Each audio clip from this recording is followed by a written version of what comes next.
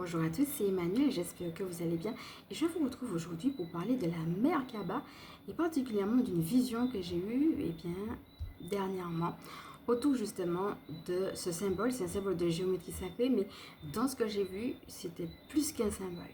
Alors installez-vous confortablement avec un petit crayon de quoi noter, un petit verre d'eau. Et puis, respirez profondément. Sachez que je ne veux pas rentrer dans la symbolique parce que je ne suis pas spécialiste de géométrie sacrée, mais que vous pouvez aussi par la suite faire vos propres recherches sur la Merkaba. Là, on va en parler, mais vraiment d'un point de vue chamanique. Alors, avant de commencer, comme d'habitude, merci de faire partie de cette communauté. Merci pour vos mots chaleureux. Et si vous êtes nouveau, soyez le bienvenu sur cette chaîne. Et puis, là où la bienvenue, sachez qu'il y a une présentation de moi à la fin de cette vidéo. Alors, on va commencer par respirer profondément et on est parti.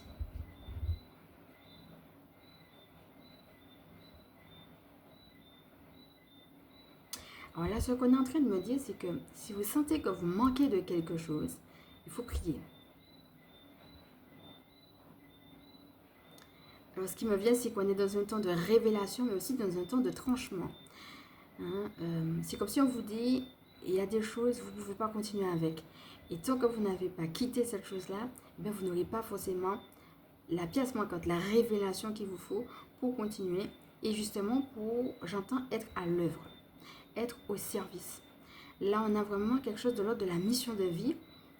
Et on me dit quelque chose qui est, comme si c'était évident. De toute éternité, il y a des choses que vous êtes amenés à vivre, que vous êtes amenés à faire, que vous êtes amenés à construire.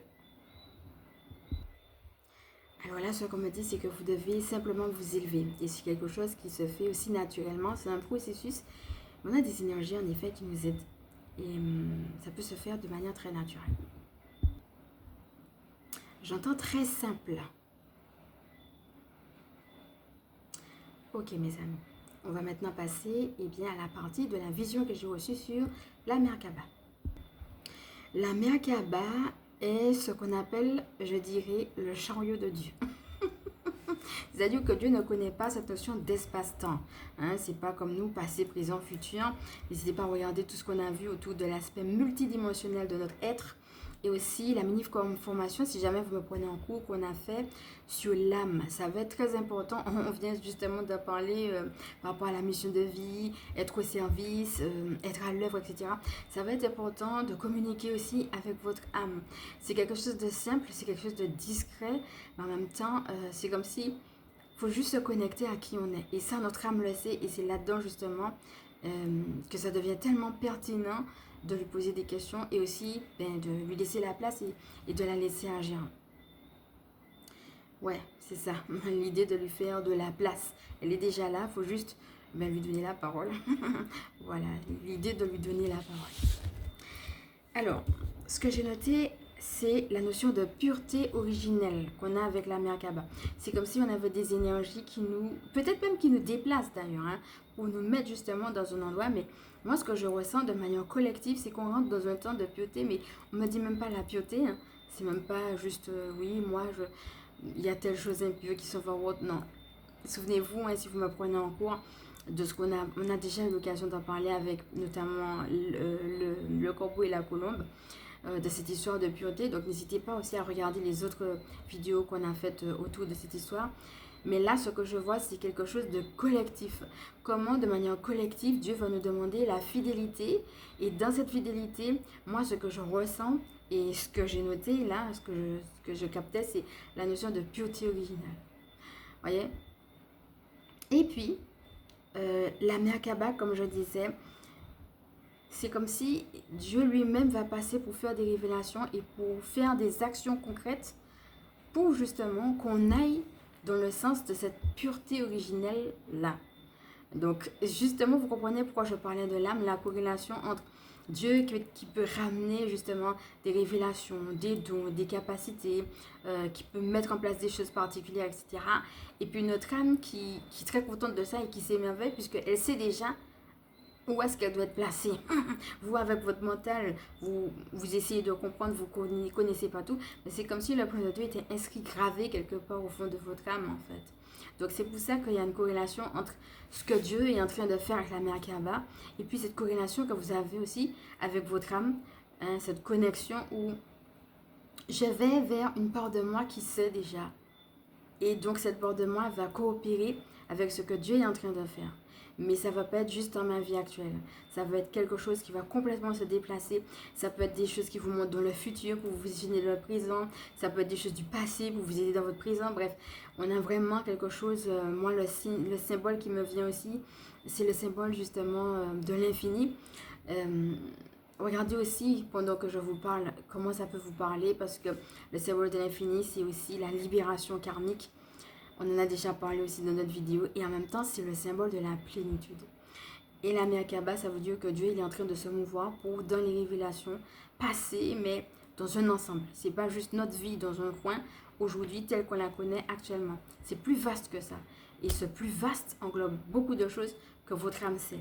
Alors, j'ai pas reçu forcément de choses pour vous dire exactement ce qui fait que la Merkaba. Ce que j'ai reçu, c'est qu'il y a d'autres messages, d'autres révélations qui sont en train d'arriver. Alors, j'ai même noté d'autres nouvelles. Alors, ce que j'ai noté aussi, c'est la musique. Voilà, on me dit que la musique va nous aider aussi à traverser ce cap-là. Et puis, il faut savoir que la Merkaba, dans comment elle m'est apparue en tout cas, souvenez-vous de la première vision, je vous avais dit que j'avais vu une grosse boule de feu qui venait. C'était la vision qu'on avait eue par rapport au portail du 9. Et là, dans cette deuxième vision, je vois une grosse Merkaba aussi, dans une boule de feu qui vient comme ça, qui se déplace et qui vient directement sur la terre. Et je la vois comme si c'était un gros cristal qui vient et puis qui arrive sur la terre. Et voilà, ça me fait aussi réaliser que dans d'autres guidances, on a parlé de l'eau, on avait cette vision de ce grand vase en or qui déversait cette eau pure. Dans une autre vision, on a vu des petits cristaux qui descendaient dans nos corps énergétiques et aussi dans notre corps physique. Et là, on est aussi en train de me parler des cristaux. Et j'entends aussi des Atlantes. Là encore, regardez comment cela vous parle. Et n'hésitez pas à faire la méditation ancrage, justement, qu'on a fait avec le cristal de roche et les maîtres Atlantes. Parce que je crois qu'en ce moment, il y a aussi les maîtres Atlantes. On avait parlé des médecins du ciel. Mais là, je crois que les maîtres Atlantes sont également en train de passer. Et puis, on ne me montre pas quelque chose de particulier qu'ils font pas avec la... On ne me montre pas une action particulière de la Merkaba ou des cristaux, ni rien du tout. Ce sont juste des informations qu'on me donne. Je vois une Merkaba qui arrive. On me parle de ces éléments, donc des cristaux, de la musique. On me dit qu'il y a d'autres nouvelles qui arrivent, qu'on nous place dans une pureté originelle et que ce qu'on nous demande, c'est la fidélité. Voilà mes amis, regardez comment ces différents éléments peuvent venir vous rejoindre, vous parler. N'hésitez pas à me dire aussi si ça vous a parlé, comment justement ça a pu se mettre en place. Voilà, comment ça a résonné pour vous si vous le voulez bien en commentaire. Alors je vous remercie d'avoir suivi cette vidéo jusqu'au bout. Comme d'habitude, je vous proposais de respirer avec tout ce qu'on a vu, puis ensuite on va passer à ma présentation.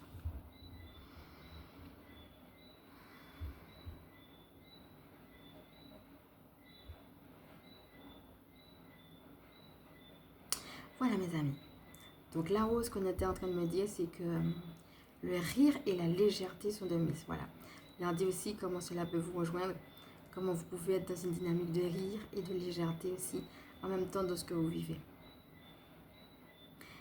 Alors, on passe à ma présentation maintenant. Je suis Emmanuel, je suis chamane. Ma mission de vie consiste à permettre aux énergies sacrées de s'intégrer dans nos vies humaines. Alors, comme d'habitude, si cette vidéo vous a plu, je vais vous inviter à liker. Si vous pensez qu'elle peut aider d'autres, à partager. Pourquoi pas à vous abonner. Je vous envoie de gros bisous. Je vous, comme d'habitude, un big love. Et puis, si jamais vous êtes intéressé par mes services, soins, canalisation et autres, je vous laisse découvrir tout cela en descriptif. À bientôt.